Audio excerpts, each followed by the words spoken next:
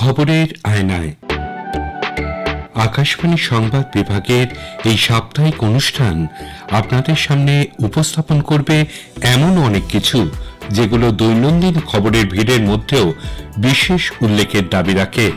ব্যতিক্রমী অনেক ঘটনাই সময়াভাবে উপযুক্ত মাত্রায় পরিবেশন করা সম্ভব হয় না, আবার বেশ কিছু ঘটনাও নানা কারণে সবার চোখে এড়িয়ে যায়। এমন নানা রঙের মালায় গাঁথা এক অনুপম উপহারই হল খবরের আয়নায়। আজকের আয়নায় রয়েছে বিশ্ব মানবাধিকার দিবস, ৩০তম কলকাতা আন্তর্জাতিক চলচ্চিত্র উৎসব নানা চোখে। আজ বিশ্ব মানবাধিকার দিবস। ১৯৫০ সাল থেকে সারা বিশ্বে এই দিনটি উদযাপিত হয়ে আসছে। সারা দেশের সঙ্গে এ রাজ্যেও মানবাধিকার কমিশন ও নানা স্বেচ্ছাসেবী সংগঠনের উদ্যোগে দিনটি পালন করা হচ্ছে। বিধাননগরের রাজ্য মানবাধিকার দপ্তরে এই উপলক্ষে একটি আলোচনা সভার আয়োজন করা হয়। উপস্থিত ছিলেন কমিশনের সব সদস্য সহ বিশিষ্টজনেরা। রাজ্য মানবাধিকার কমিশনের চেয়ারম্যান জ্যোতির্ময় ভট্টাচার্য অনুষ্ঠান শেষে আকাশবাণীকে বলেন, কোন কোন বিষয়ে মানবাধিকার কমিশনের আওতায় পড়ে সে সম্পর্কে মানুষের সচেতন হওয়া প্রয়োজন এবং সেই লক্ষ্যে কমিশন বেশ কিছু কর্মসূচি হাতে নিয়েছে। হিউম্যান রাইটস এর ভায়োলেশনটা তো কনস্টিটিউশনাল রাইটস এবং স্ট্যাচুটারি রাইটস যেগুলো আছে সেখানে ডেফিনিশনেও বলা আছে, দেখবেন যে রাইটসগুলো ভায়োলেট হচ্ছে মানে গভর্নমেন্ট অফিসার পাবলিক সার্ভেন্টস দিয়ে, সেইগুলো হিউম্যান রাইটসের কাছে আসতে পারে যদি কোর্টের কাছে না গিয়ে থাকে, কিন্তু কোর্টের কাছে গেলে আর হবে না। কিন্তু মোস্টলি আমাদের কাছে আমরা দেখেছি 80% কমপ্লেন যেগুলো আসে, যেগুলো আমাদের জুরিসডিকশনের বাইরেই, যেগুলো আমরা করতে পারি না, সেটা ফ্যামিলি ডিসপিউট, যেটা হাজব্যান্ড ওয়াইফ ম্যাট্রিমোনিয়াল ডিসপিউট, এই ধরনের সব ডিসপিউট আসে, সেইটাই মেজরিটি।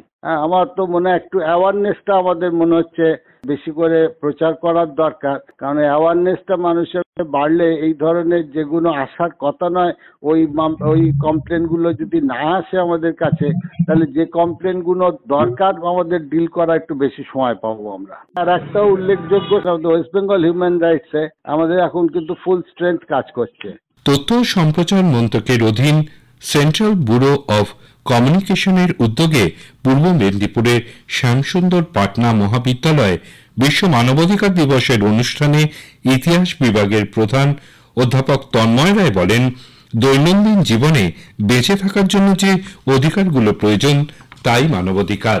আজকের এই দিনটা ওতপ্রোতভাবে কিন্তু সংবিধানের সাথে জড়িত, তার কারণ শিক্ষা, স্বাস্থ্য ইত্যাদি ইত্যাদি বিভিন্ন অধিকারের প্রসঙ্গ উঠে এসেছে।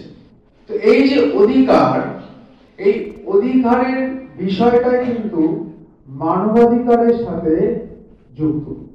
অর্থাৎ একজন মানুষ তার দৈনন্দিন জীবনে বেঁচে থাকার জন্য যে যে অধিকারের প্রয়োজন বা যে যে অধিকার তাকে দেওয়া উচিত, সেই অধিকারগুলোকে কিন্তু বলা হয়ে থাকে মানবাধিকার।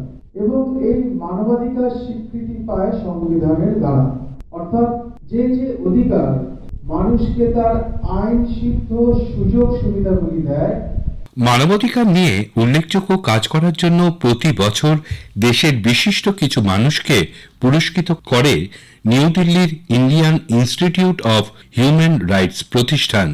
বিভিন্ন আদালত ও কমিশনে মানবাধিকার রক্ষায় আইনি পরামর্শ এবং সহায়তার জন্য এবছর Indian institute of human rights এর উদ্যোগে global human rights protection award তুলে দেওয়া হল বিশিষ্ট মানবাধিকার আইন বিশেষজ্ঞ ডক্টর বরুণ কুমার দাসকে।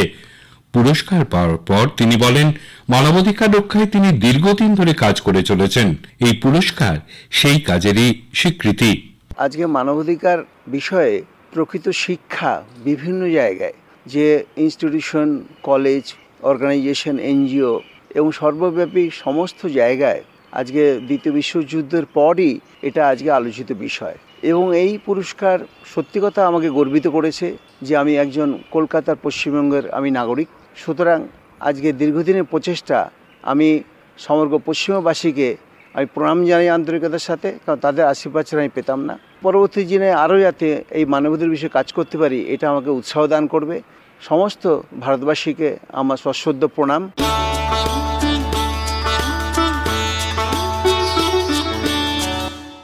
নন্দন রবীন্দ্র সদন শিশির মঞ্চ সহ মহানগরের 20টি প্রেক্ষাগৃহে অনুষ্ঠিত হচ্ছে 30তম কলকাতা আন্তর্জাতিক চলচ্চিত্র উৎসব। 29টি দেশের 103টি ছবি এবার উৎসবে প্রদর্শিত হচ্ছে। উৎসবের 7ম দিনে খবরের আয়নায় আমরা তুলে ধরার চেষ্টা করছি সপ্তাহব্যাপী চলচ্চিত্র উৎসবের একটি চালচিত্র। সকালে তথ্য কেন্দ্রে কুমার সাহানিকে নিয়ে একটি স্মরণ অনুষ্ঠানে উপস্থিত ছিলেন সঞ্জয় মুখোপাধ্যায়, সন্দীপ চট্টোপাধ্যায়, রিমলি ভট্টাচার্য ও রত্নোত্তমা সেনগুপ্ত। এই আলোচনা এবং তার চোখে এবারে উৎসব সম্পর্কে আমাদের জানালেন শ্রীমতী সেনগুপ্ত। সকালে 11:30 থেকে হয়েছে কুমার সাহানিকে একটা ট্রিবিউট। এটা একটা অন্য রকমের ট্রিবিউট, একেবারে সিনেমা দেখিয়ে দেওয়াটা তো হয় সাধারণত, ওনার একটা ফিচার ফিল্ম দেখিয়ে দেওয়া, সেটা হয়তো এক্সপেক্টেড ছিল, কিন্তু আমরা করলাম আনসিন কুমার সাহানি, ওনার পোস্ট ডিপ্লোমা ফিল্ম বা ওনার নিজের শিক্ষকদের কাছে উনি শিখেছেন, উনি যখন আবার পড়াচ্ছেন ব্রিটিশ ফিল্ম ইনস্টিটিউটে দ্য রিভারের একটা ইন্ট্রোডাকশন দিচ্ছেন, বা 4 অধ্যায়তে ওনার সঙ্গে কাজ করেছে সন্দীপ চ্যাটার্জি ওনার কাছ থেকে কি শিখেছে, মানে 3টে পর্যায়ে বলা হচ্ছে। ওনার বলা আরম্ভটা হলো উনি কার কাছ থেকে, ঋত্বিক ঘটক এবং রবার্ট ব্রেসন এ দুজন কাছে কি শিখলেন, উনি কিভাবে শেখালেন এবং ওনার কাছে পরবর্তী জেনারেশন কি শিখলো। এইটা সকালবেলা ধরা হয়েছিল। রিমলি ভট্টাচার্য, সন্দীপ চ্যাটার্জি, সঞ্জয় মুখোপাধ্যায়, আমি ছিলাম অবভিয়াসলি মডারেটর। আর বিকেলবেলা একটা কিউরেটেড প্যাকেজ দেখানো হলো ইন্ডিয়ান কন্টেম্পোরারি আর্টিস্টদের তৈরি সিনেমা, 5 থেকে 10 মিনিটের মোটামুটি দৈর্ঘ্য একটা প্যাকেজ। কেন আর্টিস্টরা নামকরা আর্টিস্ট হয়ে যাওয়ার পরে তারা সিনেমা মিডিয়ামটাতে ঝুঁকছেন, কি তারা পান সিনেমার প্লাস্টিসিটিটা ইউজ করে, এইটা দেখানো হলো। গভর্নমেন্ট কলেজ অফ আর্টের অধ্যক্ষ ছত্রপতি দত্ত প্রিসাইড করলেন। এছাড়া কলকাতা ফেস্টিভ্যালে আমার প্রাপ্য 2টো পেয়েছি। ডেনমার্কের একটা ছবি the girl with needle, mid-40, যুদ্ধ শেষ হচ্ছে, সেকেন্ড ওয়ার্ল্ড ওয়ার শেষ হচ্ছে সেই সময়। ডেনমার্ক বা স্ক্যান্ডিনেভিয়ান কান্ট্রি এগুলো তো প্রচণ্ড রিচ কান্ট্রি, কিন্তু সেখানেও কি সাংঘাতিক দারিদ্র, যে দারিদ্রতে বাচ্চা মেরে ফেলে, সেরকম একটা সময়কার একটা ছবি, অদ্ভুত সাংঘাতিক তার ডিওপি, মানে রিভেটিং। এবং আলমোডোভারের নতুন ছবি যেটা দ্য রুম নেক্সট ডোর, এটা ওনার প্রথম ইংলিশ ছবি, একটা ভীষণ জ্বলন্ত সাবজেক্ট ইউথেনেশিয়া নিয়ে। আমেরিকাতে তো সেটা অ্যালাউড না, সুইজারল্যান্ড একমাত্র যেখানে আমাদের ফেমাস ফ্রেঞ্চ ফিল্ম মেকার উনিও ইউথেনেশিয়াতে নিজের প্রাণান্ত, মানে ডেথ উইথ ডিগনিটি বলা হচ্ছে যেটাকে। এই সাবজেক্টটা নিয়ে এটা লিগাল নয়, এবং কেউ যদি অ্যাসিস্টও করে এটাকে সুইসাইডকে অ্যাসিস্ট করার মতো ব্যাপার। তো কি অদ্ভুত ছবি, রিভেটিং, আর কি অভিনয় টিলডা সুইনটনের আর জুলিয়ান মুর, এই দুজনকে নিয়ে মোটামুটি পুরো ছবিটা টাইট ক্লোজ আপে সব কটা। Beauty of the human soul, beauty of friendship, এই নিয়ে ছবি। Federation of film society of ইন্ডিয়ার মুখপাত্র বিমল দেব উৎসব সম্পর্কে বললেন, ছবি এবার ভালো এসেছে, তবে বিদেশি পরিচালকদের বিশেষ করে লাতিন আমেরিকা এবং পর্তুগিজ ভাষা বোঝার জন্য দোভাষীর অভাব লক্ষ্য করা গেছে। Federation of film societies of ইন্ডিয়ার আমি একজন কর্মী। বেশিরভাগ ছবি সিলেকশনটা খুব ভালো হয়ে, ভুল কথা বলবো না, বিশেষ করে যে ফরাসি ফোকাস, সেটা হচ্ছে ফিলিপিন্সের ছবি দেখানো হচ্ছে, এটা খুব ইন্টারেস্টিং ব্যাপার এখানে, এবং ইরানের ছবি দেখানো হচ্ছে। বাংলাদেশটা নেই, এটা আমাদের কাছে খুব বেদনাদায়ক। কি কারণ জানি না, বাংলাদেশ থাকলে আরও ভালো হতো। মিট দ্য প্রেস, প্রতিদিনই আমি ডিরেক্টরের সঙ্গে কথা বলি, কিন্তু একটু মুশকিল হয়, যারা ইংরেজি জানে না সেই ডিরেক্টরদের নিয়ে এসে সে ব্যবস্থা নেই। কর্তৃপক্ষের উচিত ছিল ইন্টারপ্রেটার রাখা, যেমন পর্তুগিজ, টার্কিজ, এইসব ল্যাঙ্গুয়েজগুলো নেই।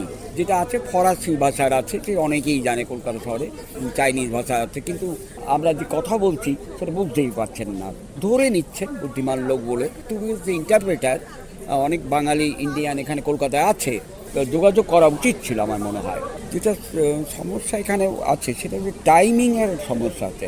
একটা সেমিনার হতে হতে আর একটা ফিল্ম সময় চলে আসছে, মানুষ কী করবে? শিশির মঞ্চের এরকম অভিজ্ঞতা হলো, সেই সেমিনার শেষই হয় না, এদিকে ফিল্ম শো সময় চলে যাচ্ছে। এইটা যে একটা ব্যালেন্স করা উচিত ছিল খেলার। তবে এবার chairman Gautam Ghosh, legendary personality, international personality, তিনি প্রচণ্ড পরিশ্রম করেছেন দেখেছি। প্রত্যেক দিন উনি শিশির মঞ্চে হলে ছিলেন এবং জব্বর প্যাটেল এবং শ্রমিক বন্দ্যোপাধ্যায়ের স্মরণীয় কথোপকথন হলো, খুব ভালো লাগলো। আরও একটা ইন্টারেস্টিং, সেটা হচ্ছে ডকুমেন্টারি ফিল্ম নন্দন 3 এবং শিশির মঞ্চে। শিশির মঞ্চে এবং নন্দন 3-তে যে ডকুমেন্টারি হয় এবং শর্ট ফিল্ম যেটা বলা হয়, সেই দুটোই জিনিস আমাদের কাছে খুবই চিত্তাকর্ষক। আমরা সমৃদ্ধ হয়েছি। পাখাচুর বুড়ো আমাদের মতন এবং 50, 40, 60 এইসব লোকের সংখ্যা অনেক বেশি ফিল্ম আন্দোলনের সঙ্গে যারা যুক্ত, কিন্তু নতুন যে প্রজন্ম তাদের উপস্থিতি আর একটু বেশি হলে ভালো লাগতো। এই ফিল্ম ফেস্টিভ্যালের যে কর্তৃপক্ষ তারা যোগাযোগ করেনি, অনেক সংগঠন আছে, সংস্থা আছে, ইনস্টিটিউট আছে, তাদের সঙ্গে যোগাযোগটা বাড়ানো উচিত ছিল অনেক বেশি। চলচ্চিত্র সংগঠন forum for film studies and alloyed আর্টসের সম্পাদক রবীন্দ্রনাথ ব্যানার্জি বললেন, সুষ্ঠুভাবে চলচ্চিত্র উৎসব করতে গেলে একটি স্থায়ী কমিটি প্রয়োজন।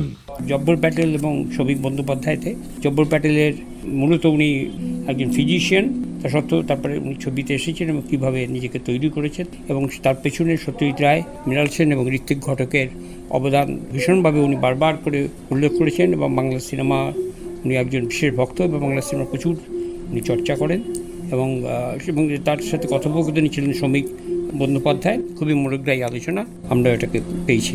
এই আলোচনাগুলোই এবার আমাদের চলচ্চিত্রের একটা বিশেষ পাওনা বলা যেতে পারে। অন্যান্য বারের তুলনায় এবারে উৎসব কি একটু ম্লান বলবেন? না, ম্লান ওইভাবে তো বিচার করা যায় না। ম্লান বলতে এখানে বাইরে সাজানো গোছানো দেখে তো ম্লান কি অম্লান সেটা বিচার হয় না, ছবির মানটা দেখে বিচার হয়। এবং ছবির মানের দিককে দেখতে গেলে যেটা আমার যা মনে হয়েছে, আমি এই ফিল্ম সোসাইটি আন্দোলনের সাথে প্রায় 50 বছর রয়েছি, তাতে মনে হয়েছে যে এই ছবি ছবির সংখ্যা তো নিশ্চয়ই কমেছে, কিছু ছবি এসছে, কিন্তু যেটা এখানে সবচেয়ে বড় দরকার, কয়েকদিন আগে গৌতমের সাথে আমার এই ব্যাপারে কথা হয়েছে, এই জন্য এখানে ভালোভাবে চলচ্চিত্র করতে হলে, উৎসব করতে গেলে একটু পার্মানেন্ট একটা বিভাগ প্রয়োজন, যারা সারা বছর এই নিয়ে কাজ করবে। যেটা দিল্লিতে হয়, পুনাতে হয়, কেরালাতে ফিল্ম ফেস্টিভ্যালে তারা সারা বছর কাজ করে এবং তার জন্য বিশেষ কিছু লোক তারা রাখে, যারা ছবির খবর রাখে, ছবিকে জানে, বিভিন্ন ফেস্টিভ্যাল কোথায় কোন ছবি দেখানো হচ্ছে সেগুলোতে তারা যায় এবং সেখানকার সাথে একটা কানেক্টেড থাকে। তবেই এটাকে আরও ভালোভাবে করা যাবে। এই জাস্ট 3-4 মাসের জন্যে ছোটাছুটি করে এই জিনিসটা হয় না এটা। কারণ আমরা তো ছবি করি, আমরা তো সারা বছর ছবি দেখাই, আমরা তো সারা বছর কাজ করে যাই, প্রতি মাসে আমরা ছবি দেখাই, বিদেশি ছবি, দেশি ছবি দেখাই আমরা প্রতি মাসে, নন্দনে, ICCR, SRFTI, শুধু আমরা সবসময় ছবির খবর রাখি। সে খবর, এটা একটা বিরাট ব্যাপার, যেটা এখানে হয় না, এটা কোনোদিনও হয়নি। এটা আমি তো 30 বছর হয়ে গেল, আমি তো প্রথম থেকেই দেখছি, 95 থেকে আমি ছিলাম, প্রথম 4-5 বছর আমি কমিটিতে ছিলাম, প্রোগ্রামিংটা আমি করতাম, কিন্তু পরে যাই হোক সেটা পাল্টে গেছে। কিন্তু এটা আমাদের বিশেষ দরকার, সারা বছরের জন্য একটা পার্মানেন্ট একটা বিভাগ প্রয়োজন যারা ফেস্টিভ্যাল নিয়ে ভাব। আজকের আয়নায় শেষ করার আগে একটা অনুরোধ, আপনাদের কেমন লাগলো এই অনুষ্ঠান ইমেলে জানান অথবা আকাশবাণী সংবাদের সোশ্যাল মিডিয়া পেজে। সেরা চিঠির উল্লেখ থাকবে প্রেরকের নাম সহ। আজ এই পর্যন্তই। আবার আগামী মঙ্গলবার ঠিক এই সময় আকাশবাণী সংবাদ বিভাগ প্রযোজিত খবরের আয়নায় নিয়ে আসব আপনাদের সামনে। ভাষ্যপাঠে পার্থপ্রতিম মিত্র, সংকলন অভিজিৎ চক্রবর্তী।